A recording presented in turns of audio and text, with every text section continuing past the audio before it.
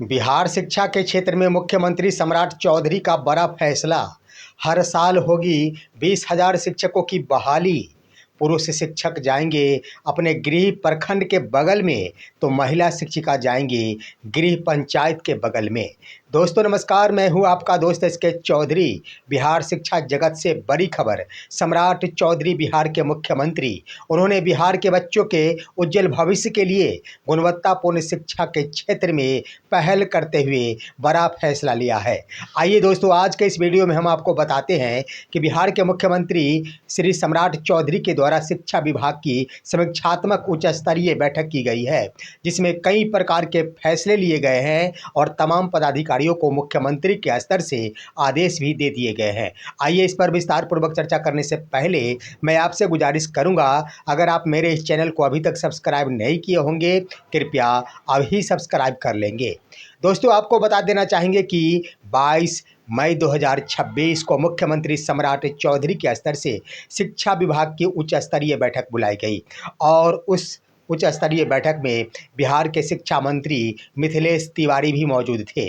तमाम शिक्षा विभाग के बड़े बड़े आला अधिकारी भी मौजूद थे और उन्होंने यानी बिहार के मुख्यमंत्री के स्तर से तमाम पदाधिकारियों को 2 बड़े फैसले लेते हुए उस पर कार्य करने का निर्देश दिया गया है। जिसमें दोस्तों सबसे बड़ी बात कि आपको पता होगा कि TRE 4 को लेकर अभ्यर्थियों के द्वारा लगातार ही संघर्ष किया जा रहा, जिसके तहत आपने देखा ही होगा कि छात्र नेता दिलीप कुमार इन दिनों सलाखों के पीछे है। वहीं पर देख लिया जाए तो लगातार तमाम छात्रों के स्तर से आंदोलन किया जा रहा है, लेकिन इसी बीच मुख्यमंत्री सम्राट चौधरी के स्तर से उच्चाधिकारियों के साथ बैठक की गई है और उसमें शिक्षक बहाली को लेकर बड़ा फैसला ले लिया गया। दरअसल दोस्तों फैसला के क्रम में स्पष्ट रूप से यह फैसला लिया गया है कि अगले 5 वर्षों के दरमियान यानी 5 वर्ष में कुल 1 लाख शिक्षकों की बहाली की जा सकेगी और इसके अंतर्गत प्रति वर्ष 20,000 शिक्षकों की बहाली की जाएगी। साथ ही साथ हर साल के जुलाई महीने में शिक्षक बहाली से संबंधित विज्ञापन जारी किए जाएंगे और उसके बाद आवेदन लिए जाएंगे। उसके बाद परीक्षा का आयोजन होगा, रिजल्ट का प्रकाशन किया जाएगा, उसके बाद काउंसलिंग की प्रक्रिया होगी और उसके बाद शिक्षक ज्वाइन करेंगे विद्यालय। इस आधार पर देख लिया जाए दोस्तों, तो जहां पर छात्रों के स्तर से आंदोलन किया जा रहा था कि शिक्षकों की बहाली के लिए विज्ञापन जल्द से जल्द जारी किया जाए, वहीं पर स्पष्ट हो चुका है कि इस वर्ष भी यानी वर्ष 2026 में भी जुलाई महीने में ही विज्ञापन जारी किए जाएंगे और ये भी बात स्पष्ट हो जाने की है कि सिर्फ व सिर्फ 20,000 शिक्षकों की ही बहाली निकलेगी।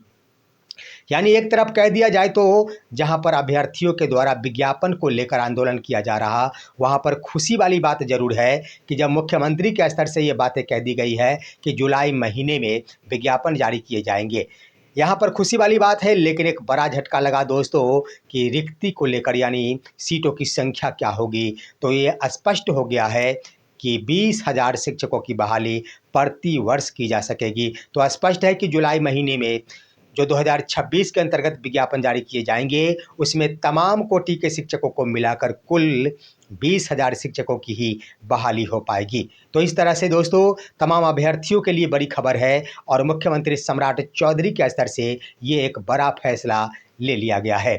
अब आइए दोस्तों, शिक्षकों के मुद्दे पर भी बड़ा फैसला लिया गया, यानी स्थानांतरण को लेकर भी गंभीर विचार विमर्श किए गए और स्थानांतरण की प्रक्रिया को सुगम बनाने के दृष्टिकोण से मुख्यमंत्री सम्राट चौधरी के स्तर से तमाम शिक्षा अधिकारियों को इसी बैठक में यह आदेशित कर दिया गया है कि ट्रांसफ़र के लिए इस नीति पर काम करें। यानी नीति पुरुष और महिला शिक्षिका दोनों के लिए अलग अलग तैयार किए गए हैं, जिसमें दोस्तों महिला शिक्षिकाओं के लिए यह स्पष्ट कर दी गई है कि उनका ट्रांसफ़र सुगम किया जाएगा और उनका गृह जिले के गृह प्रखंड के अंतर्गत जो उनका गृह पंचायत होगा, उस गृह पंचायत के बगल वाले पंचायत में उनका ट्रांसफ़र किया जा सकेगा।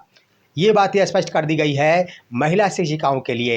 यानी कहने का अर्थ ये हुआ कि अपने स्वयं के पंचायत में वो महिला शिक्षिका पदस्थापित नहीं हो पाएगी ट्रांसफ़र के उपरांत, वो बगल के पंचायत में जा सकेगी। लेकिन इसी बीच पुरुष शिक्षकों के लिए निर्देशित कर दिया गया है कि पुरुष शिक्षकों के लिए भी गृह जिला ही आवंटित किया जाएगा और उन्हें अपना प्रखंड नहीं दिया जाएगा, यानी अपना गृह प्रखंड जो भी होगा उसके बगल वाले प्रखंड में पुरुष शिक्षकों का स्थानांतरण किया जा सकेगा।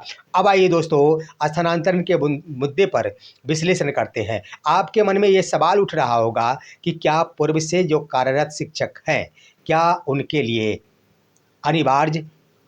अनिवार्य स्थानांतरण नीति लागू की जा सकेगी? क्या जो पहले से जमे हुए जो अपने गृह प्रखंड, गृह पंचायत में है, क्या उन्हें भी बगल के पंचायत में भेज दिए जाएंगे महिला शिक्षिकाओं को? या फिर पुरुष शिक्षक जो अपने गृह प्रखंड में है, गृह पंचायत में है, क्या उन्हें बगल के प्रखंड में भेज दिया जाएगा? दोस्तों, ऐसी बात नहीं है। यहाँ पर देख लिया जाए, ट्रांसफ़र की बातें की गई है और ये पोस्ट उन्होंने मुख्यमंत्री के स्तर से अपने प्रोफाइल पर भी किया गया है, जिसका आप देख रहे होंगे सटीक स्क्रीनशॉट। वहीं पर देख लिया जाए दोस्तों, विश्लेषण के उपरांत यह स्पष्ट हो रहा है कि स्थानांतरण की जो प्रक्रिया अपनाई जाएगी उसके अंतर्गत ये प्रक्रियाएं होगी कि महिला शिक्षिका अपने गृह पंचायत के बगल वाले पंचायत में जाएंगे और पुरुष शिक्षक ट्रांसफ़र हेतु आवेदन करेंगे तो वो अपने गृह प्रखंड के बगल वाले प्रखंड में जाएंगे। लेकिन पूर्व से जो भी शिक्षक कार्यरत है या फिर ट्रांसफ़र होकर जो भी शिक्षक या शिक्षिका अपने गृह पंचायत या फिर गृह प्रखंड में आ गए हैं, उनके ऊपर यह नीति लागू नहीं होगी। यानी जो ट्रांसफ़र की प्रक्रिया अपनाई जा सकेगी उसके तहत ये प्रक्रिया अपनाई जाएगी। अब आपके मन में ये भी सवाल उठ रहा होगा कि जब ट्रांसफ़र के तहत ही ऐसी बातें होनी है तो गृह पंचायत या फिर गृह प्रखंड वाली नीति क्यों अपनाई गई? इसका कारण है दोस्तों, पूर्व से जो भी रिक्तियां हैं वो समांजन के उपरांत हो या फिर ट्रांसफ़र के उपरांत हो, निकटवर्ती विद्यालयों को शिक्षकों के द्वारा चूज कर लिया गया। शिक्षकों का भारी संख्या में, लाखों की संख्या में शिक्षकों का तबादला भी हुआ है।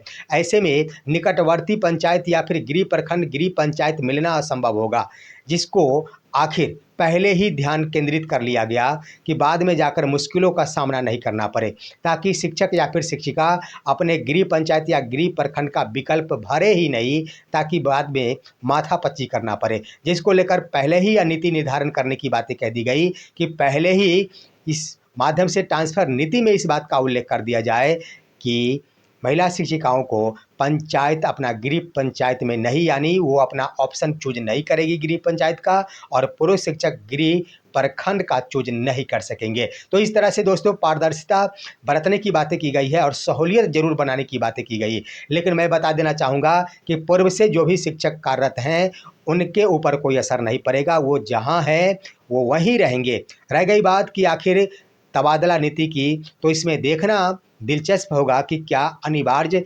तबादला नीति का भी प्रावधान किया जाता है। अगर इसमें समय की पाबंदी लगाई जाती है कि 5 वर्ष सेवा पूर्ण करने वाले तमाम शिक्षकों को तबादला लेना पड़ेगा, तो अगर ऐसा प्रावधान कर दिया जाता है तो ये भी बात सत्य है कि फिलहाल जो ट्रांसफ़र होकर आए हैं उनके ट्रांसफ़र पर कोई असर नहीं पड़ेगा, उनके विद्यालय पर कोई असर नहीं पड़ेगा। लेकिन जो भी शिक्षक या फिर शिक्षिका 5 वर्ष से पूर्व से किसी भी विद्यालय में जमे हुए हैं, अपने गृह प्रखंड में जमे हुए हैं, गृह पंचायत में जमे हुए हैं, तो ये स्वाभाविक प्रक्रिया बन जाएगी कि उन्हें निश्चित रूप से अपना विद्यालय छोड़ना होगा।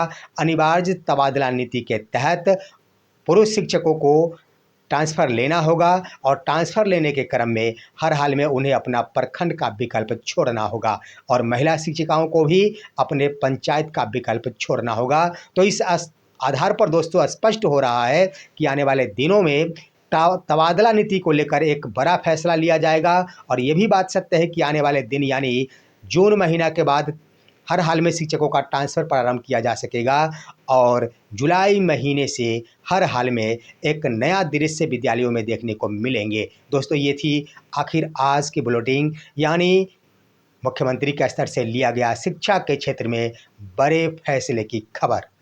और अब दीजिए अपने दोस्त को इजाज़त, अगले वीडियो तक के लिए नमस्कार।